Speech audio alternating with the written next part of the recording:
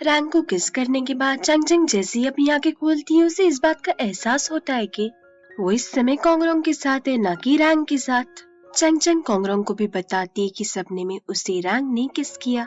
चंग चंग की ये बात सुन कोंगरोंग को उससे हमदर्दी होने लगती है और वो उससे पूछती है कि क्या तुम सच में रैंग को सच्चा प्यार करती हो। अपनी आंसुओं को छुपाते हुए चंग चंग कोंगरोंग से कहती कि अब ये चीज मायने नहीं रखती कि वो रैंग से प्यार करती है या नहीं, क्योंकि रैंग को जियांग के रूप में उसका सोलमेट मिल चुका है।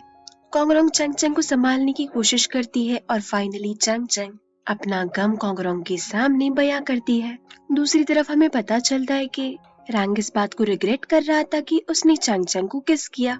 इस सीन से ये तो साफ जाहिर हो जाता है कि चंग चंग और रैंग ने एक दूसरे को किस किया था, पर बेचारी चंग चंग को अब भी लग रहा था कि रैंग ने उसे सपने में ही किस किया है। दूसरी ओर कोंगरोंग शाओकिंग का हालचाल जानने के लिए जेन को कॉल करती है, तो जेन कोंगरोंग को बताता है कि शाओकिंग की हालत बहुत नाजुक है, क्योंकि एक सर्जरी के दौरान शाओकिंग को सर्जिकल इंस्ट्रूमेंट से कट लग गया था और उसी कट की वजह से शाओकिंग की बॉडी एक खतरनाक वायरस से इन्फेक्ट हो गई है। कोंगरोंग को जैसे ही शाओकिंग की हालत के बारे में पता चलता है, वो भागी भागी हॉस्पिटल जाती है। हॉस्पिटल में क्विंचू कोंगरोंग को शाओकिंग के पास ले जाती है। शाओकिंग की बिगड़ती हालत देख कोंगरोंग रोने लगती है, पर शाओकिंग से कोंगरोंग का ये उदास चेहरा नहीं देखा जाता और वो जल्दी कोंगरोंग को बता देता है कि ये सब एक नाटक था, कोंगरोंग को शाओकिंग के करीब लाने के लिए। कोंगरोंग इस नाटक से भी नाराज होती है, पर शाओकिंग उसे एक स्वीट सॉरी के साथ मना लेता है।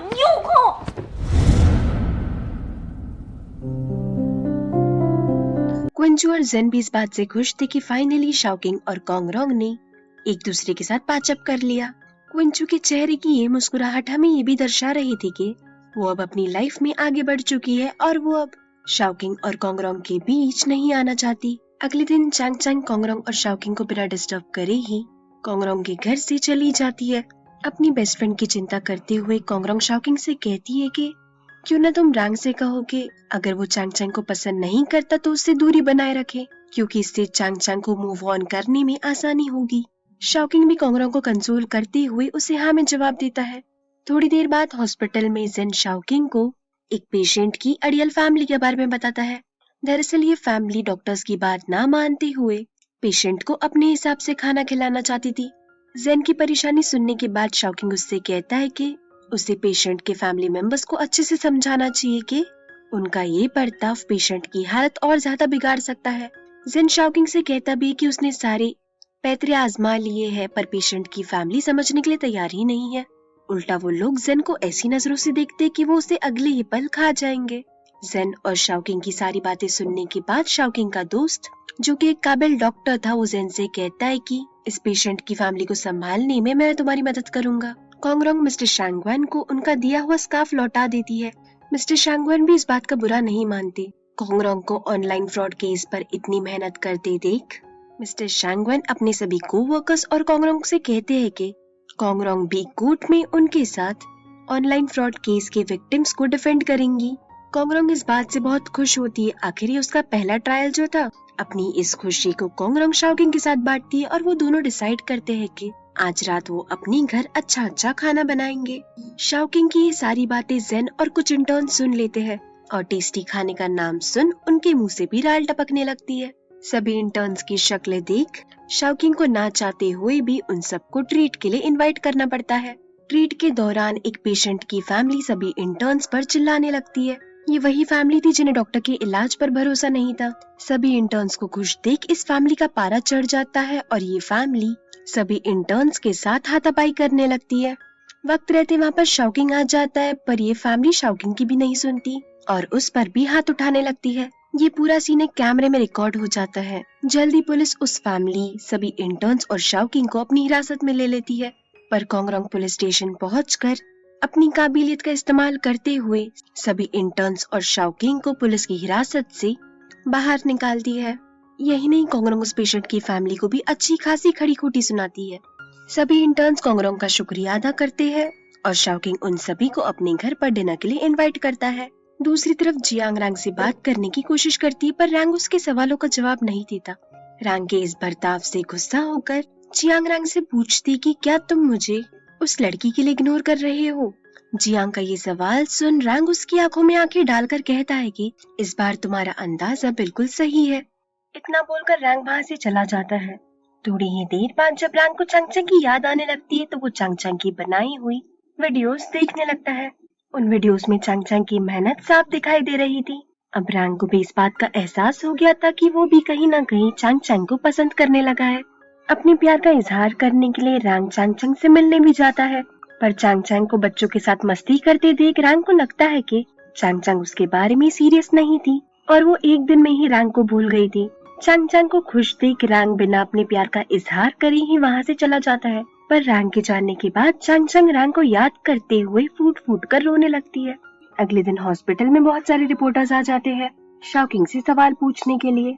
दरअसल उस पेशेंट की फैमिली ने सभी रिपोर्टर्स में यह अफवाह फैला दी थी कि शाओकिंग ने उनके ऊपर हाथ उठाया है। पूरा मामला जानने के बाद शाओकिंग हॉस्पिटल के डायरेक्टर से मिलने जाता है, पर डायरेक्टर का गुस्सा भी शाओकिंग के ऊपर आग की तरह बरसता है। डायरेक्टर सभी इंटर्न्स को भी डांटने वाले थे, पर शाओकिंग डायरेक्टर से कहता है कि इस पूरे झगड़े में इंटर्न्स की कोई गलती नहीं है और अगर आपको इंटर्न्स पर गुस्सा आ भी रहा है तो आप उनके हिस्से की पनिशमेंट मुझे दे सकते हैं। शाओकिंग की बातों की गहराई ना समझते हुए डायरेक्टर उसे हॉस्पिटल से 1 महीने के लिए सस्पेंड कर देते हैं। शाओकिंग की पनिशमेंट के बारे में जब सभी इंटर्न्स को पता चलता है तो उन्हें इस बात का बहुत दुख होता है, क्योंकि शाओकिंग ने सभी इंटर्न्स के हिस्से की सजा अपने सर जो ले ली थी। जाने से पहले शाओकिंग अपने सभी क्रिटिकल पेशेंट्स की मेडिसिन बाकी सभी डॉक्टर्स को बताकर जाता है ताकि उसके क्रिटिकल पेशेंट्स को कोई दिक्कत ना हो। कोंगरोंग को जेन से शाओकिंग की सस्पेंशन के बारे में पता चलता है। घर लौटने पर कोंगरोंग शाओकिंग को एनकरेज करने की कोशिश भी करती है, पर शाओकिंग तो पहले से ही चिल कर रहा था।